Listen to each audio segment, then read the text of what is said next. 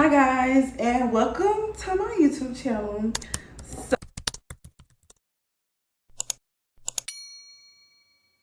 I kind of wanted to just give some tips for some people who are just about to start nursing school, and I got 10 tips for everybody because nursing school is, a lot of people can be like anxious about it, but it's really not that deep. It's really, well, it kind of is that deep, but if you go in there like with the right mindset and the right head on, like, you're gonna fly through it and you're gonna do really good. So without further ado, I'm gonna go ahead and get into the video. The first tip I got is to use a planner. Even if you're not good with using a planner, use a planner. Write the exams, the assignments that to do, write the things that, one thing about nursing school, they're gonna want you to look over the material before you even get to the lecture.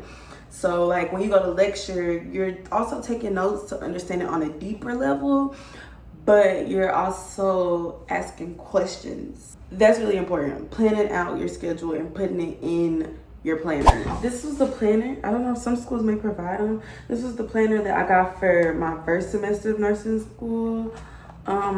It's really, I ain't gonna lie, it's really nice.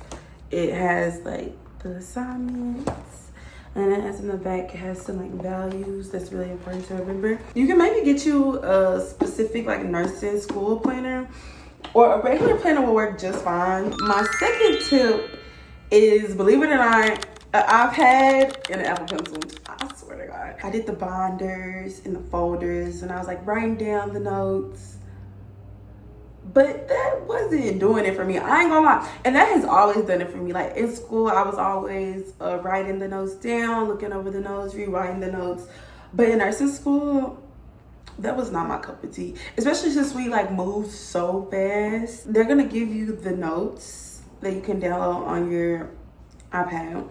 And then so I would download it on my iPad, and I would just go into PowerPoint, make it a PowerPoint, and use my Apple Pencil to write all my notes on there. And then I think it's really fun. It allows you to like color code it.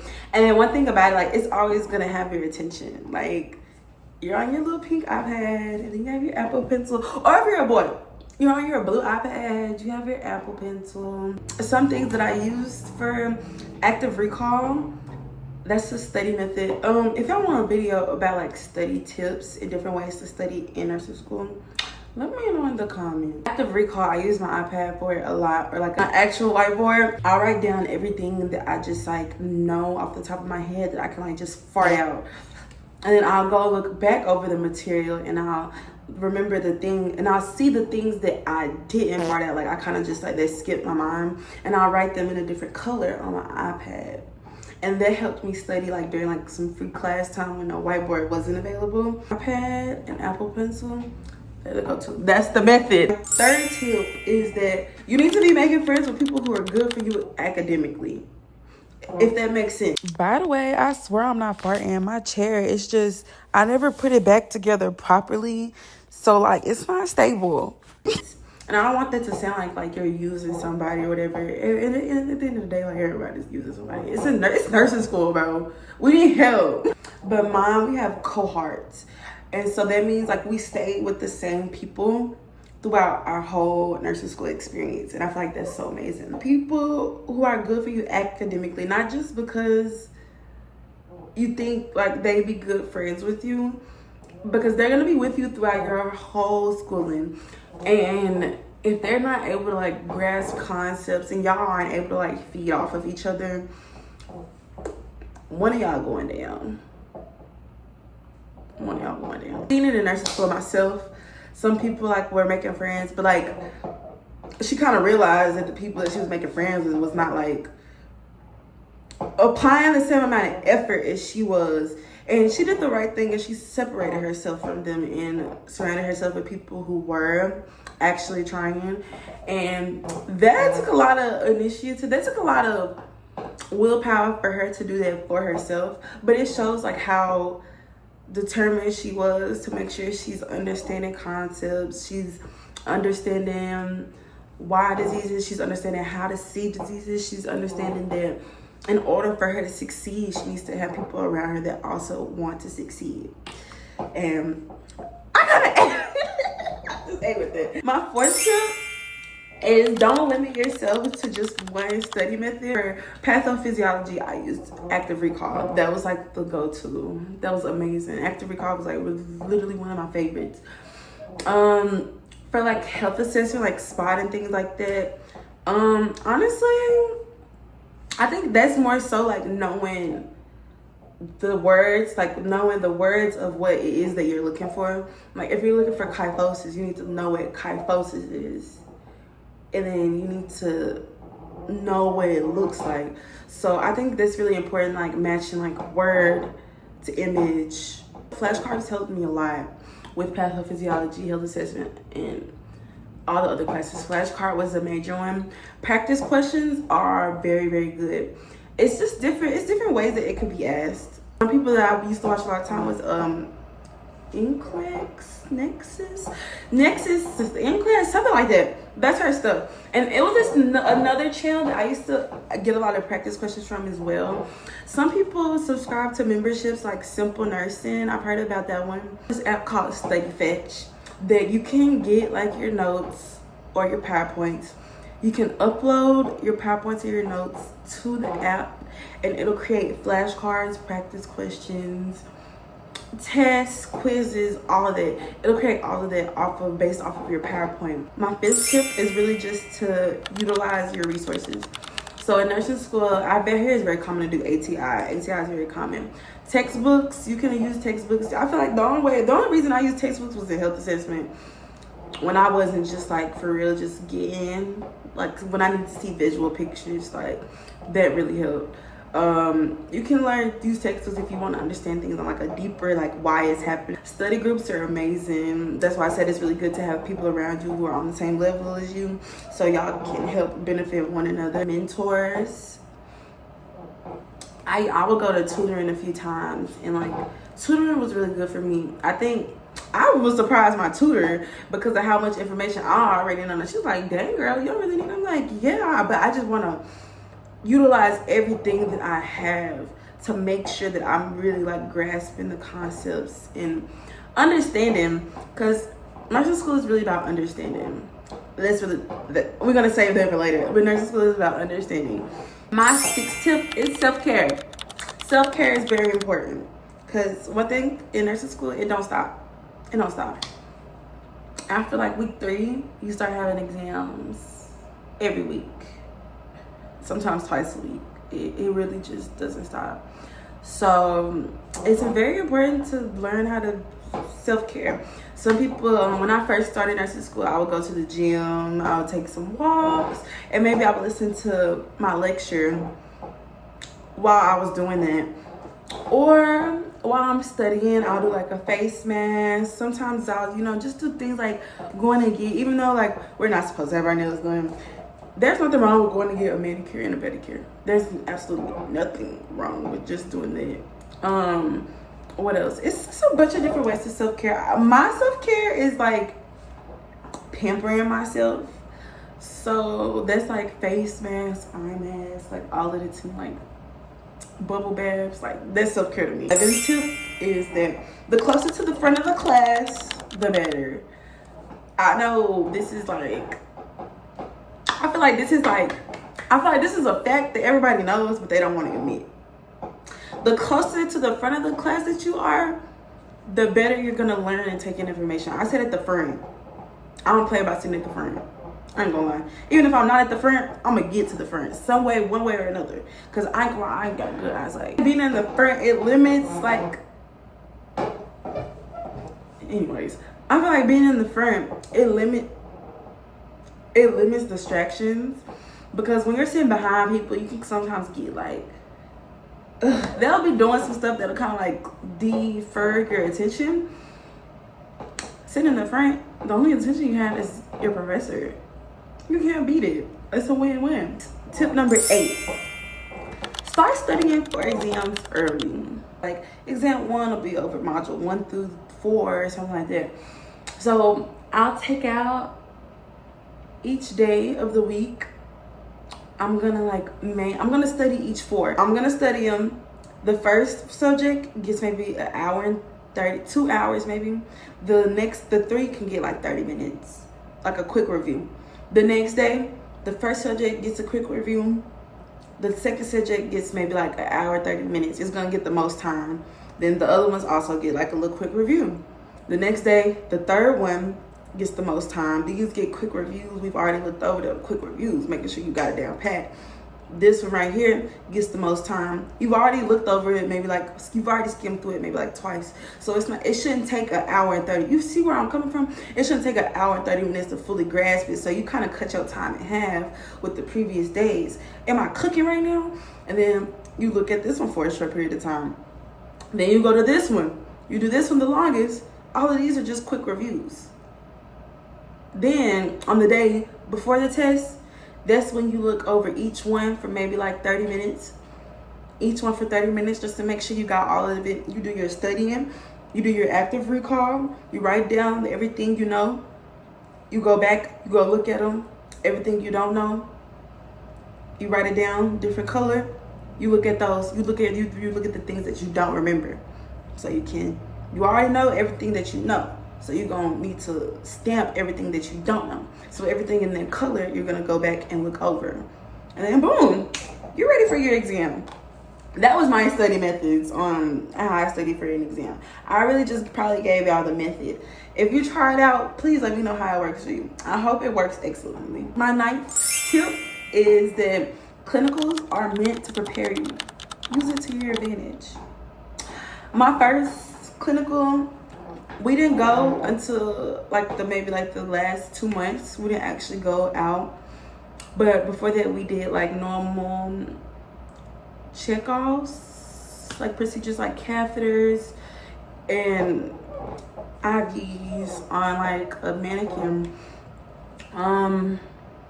The best way I would say to prepare for those is to write down scripts. If you don't have access to the lab to actually practice the skill, write down a script.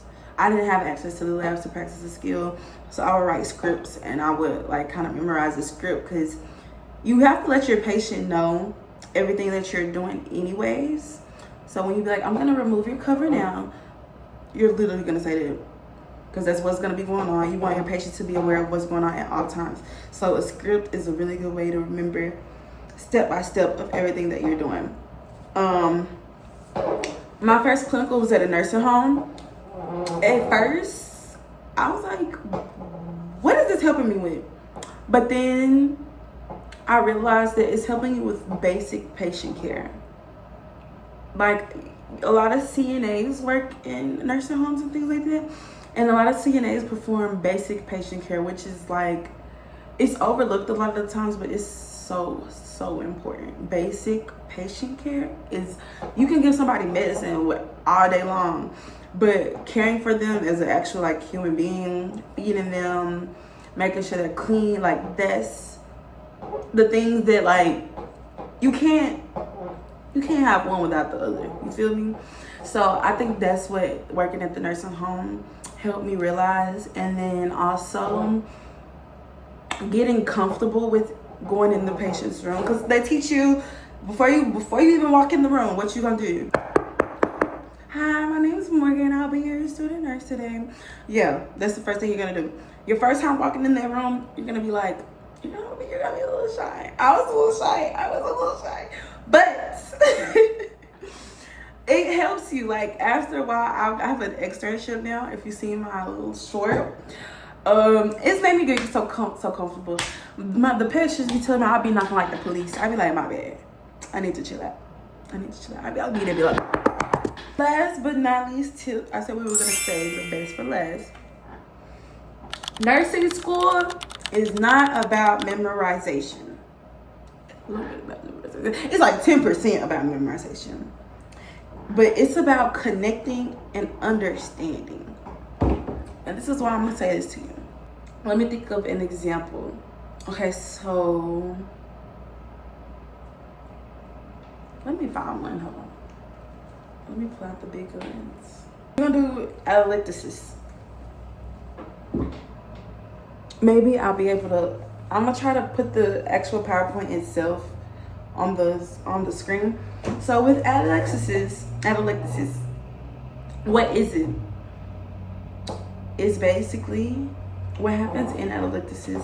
The alveoli, which are think of like the glands in the lungs that get the oxygen.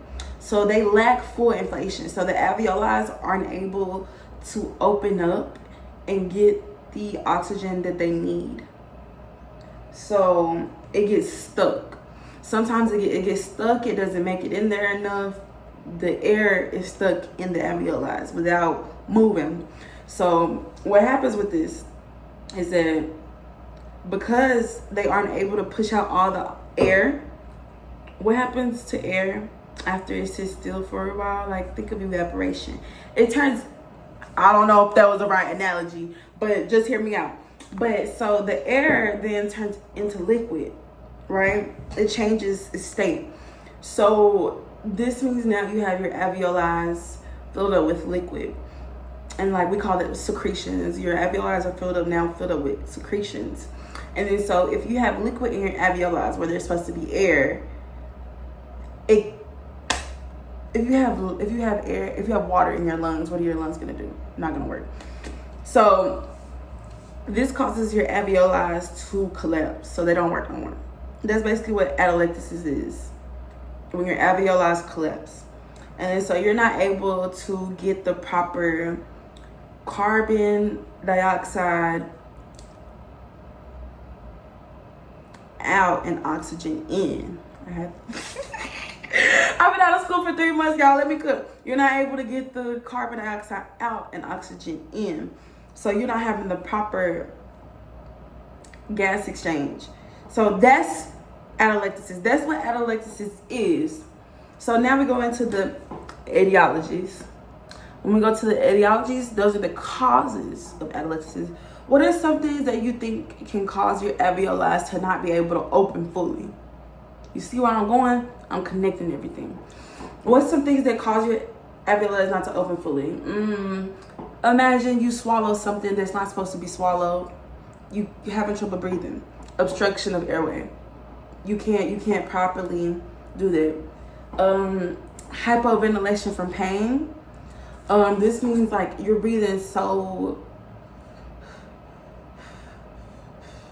and because you're in pain, like you're trying to like subside the pain with your breathing, but it's messing up your gas exchange. So that'll cause your atelectasis to also compromise. Compression of the lung or bronchi. So like maybe like having something pushing it in will also reduce how well your gas will exchange.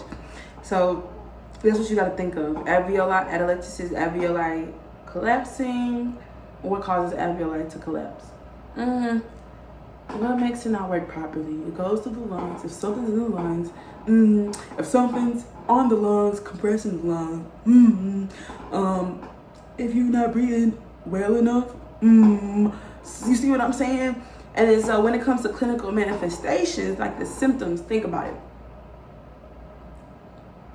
You're not breathing properly. You're not getting the right gas exchange. You're gonna have difficulty breathing. Dyspnea, that's difficulty breathing. Diminished breath sounds, because your alveoli aren't opening and closing properly. They're barely opening and barely closing.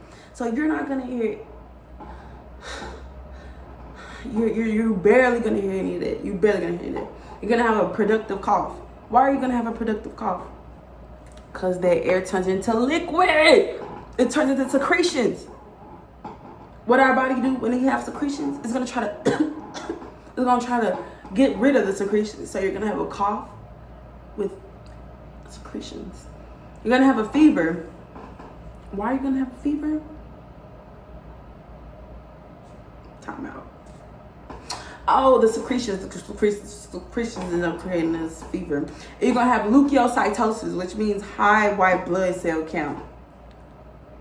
And that's because your white blood cells are gonna be trying to fight the fever. It's gonna be trying to get rid of the secretions. It's gonna be trying to fix your body. So you see what I just did there? I kind of just tried to connect it and understand. If I'm making sense, please let me know. Drop it in the comments if I'm making sense. I would do another one, but this ain't no study. This ain't no study video. This is just your 10 tips. But yeah, it's not about memorization. It's about connecting. It's about understanding, knowing why this happens. You have cough with mucus because why? The air that can't get out of your lungs turns into secretions. So now it got to get rid of the secretions. That's why your cough is productive. You have diminished breath sounds when you listen with the stethoscope because why? Your alveoli aren't opening and closing. Why it's not opening and closing? Because you swallowed something you didn't have no business swallowing, so now your airway is restricted. You see what I did? It's all about connecting and understanding. But that is all for this video. I hope you guys love to have me back. It's been a while since I uploaded, but I'm gonna try to upload some more because why not? I hope you guys enjoyed this video. Don't forget to like and subscribe. And for all my fellow nursing students, please drop a comment below letting me know like if this video helped you. If you like to see some other videos, let me know how your first experience in school is going. I would love to hear other people's experiences in nursing school because it's so different for everybody. And that's one thing I really enjoy. But that'll be all. I hope you guys enjoyed this video. Bye-bye.